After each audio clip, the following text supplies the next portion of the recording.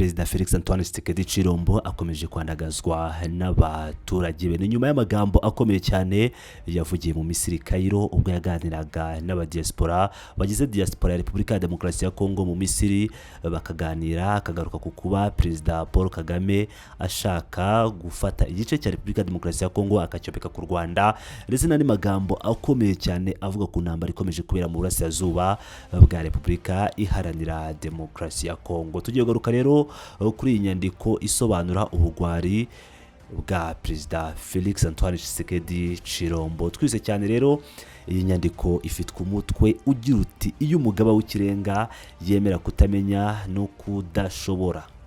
Icyambere, mu gihe Perezida Felix Antoine Tshisekedi Chilombo yari mu nama n'abanyekongo baba mu mahanga mu gihugu cya Misiri, yatangaje amagambo yatangaje benshi ubwo yavugaga ko yiteguye kuba umusirikare kugira ngo arindire abaturage be umutekano.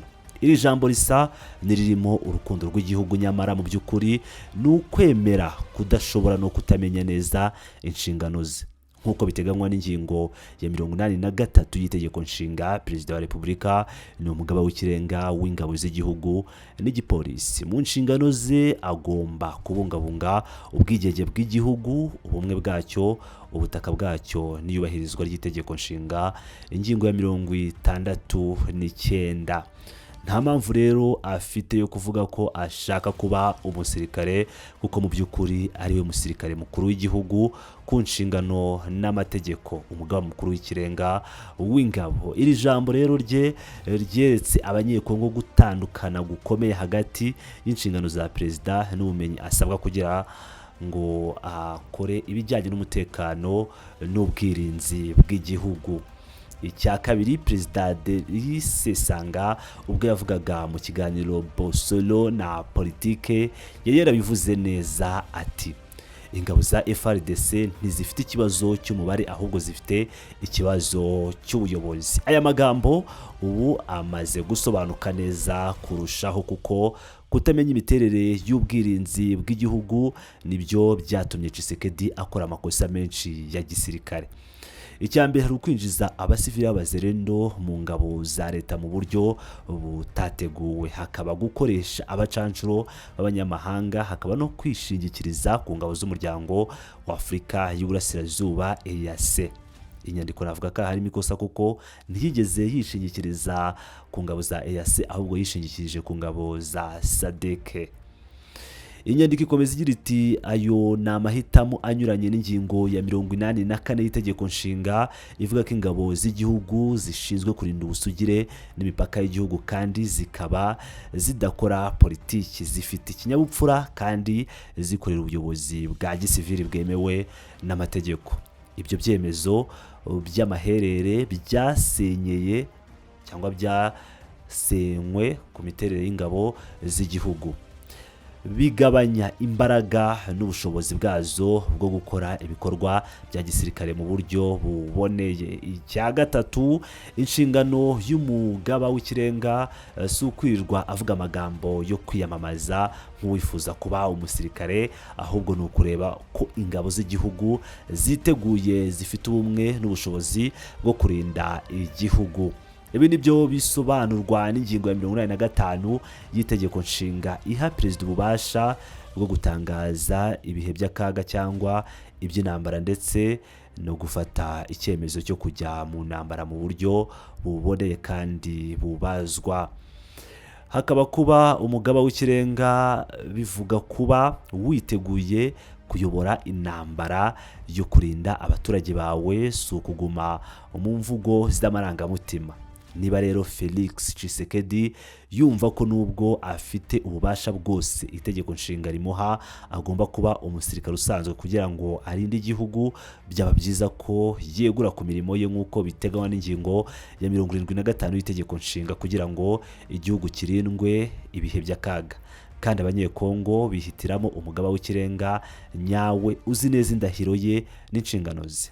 Icya kane, Kongo uyu munsi ntikeneye amagambo y'amarangamutima, ahubwo ikeneye ubuyobozi bukomeye bufite icyerekezo, ubunararibonye n'ubwitange mu gukunda igihugu. Ibyo nibyo bigize intego y'umushinga wa Le Fondation du Congo ushyigikiwe na Perezida Derise Sanga w'ishyaka Envol, ugamije kugarurira ingabo z'igihugu icyubahiro, imbaraga n'ubushobozi bwo kuba igikoresho nyacyo cyo kurinda abaturage n'igihugu.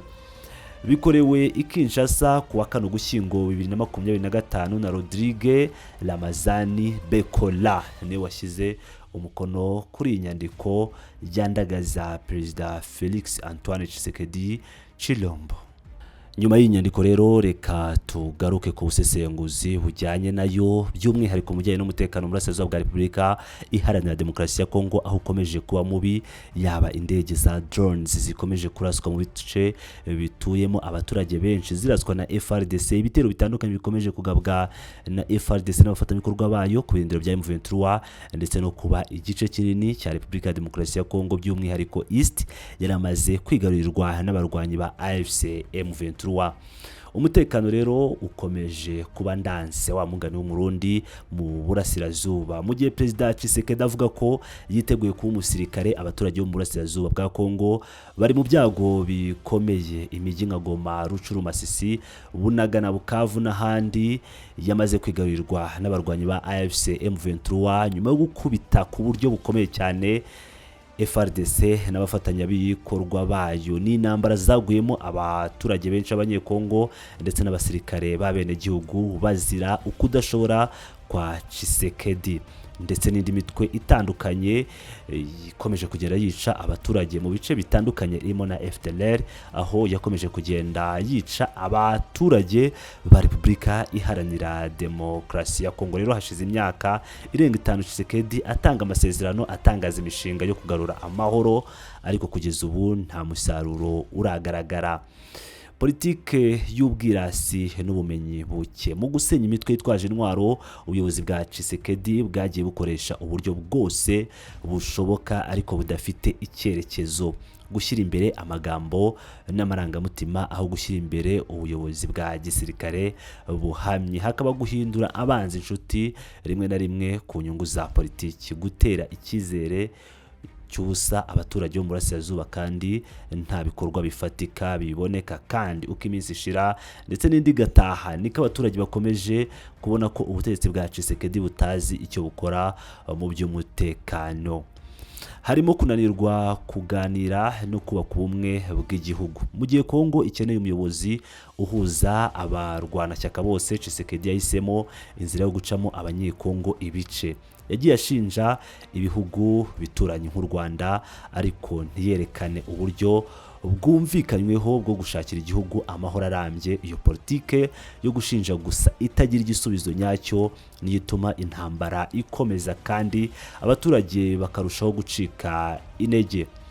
Hari kandi ubuyobozi budafite icyerekezo cya gisirikare, mu gihe ibihugu byinshi by'akarere bikomeje gukoresha uburyo bugezweho bwo kurinda imipaka no gukoresha ikoranabuhanga. Ingabo za Kongo ziri mu buriganya, abasirikare badahembwa neza, uburyo buke bwo kwitegura intambara, kudakorana nk'ingabo zimwe zihuje intego. Nta gihugu na kimwe gishobora kurinda abaturage bacyo igihe ubuyobozi bukuru bw'ingabo butahuje icyerekezo n'umugaba w'ikirenga. Hari ikindi twagarukaho, kugarura icyizere bisaba ubuyobozi bushya. Abanyekongo benshi batangiye gusobanukirwa ko gukomeza kuyoborwa n'ubutegetsi bushingiye ku marangamutima n'imvugo z'amarere ari nko gukina n'umuriro. Ibyo nibyo bituma benshi batangira gushyigikira igitekerezo cya Le Fondation du Congo gishingiye ku kubaka ubuyobozi bushya bufite icyerekezo, bufite icyubahiro kandi bubasha guhindura ingabo z'igihugu ibikoresho by'umutekano, s'abashumba ba politiki.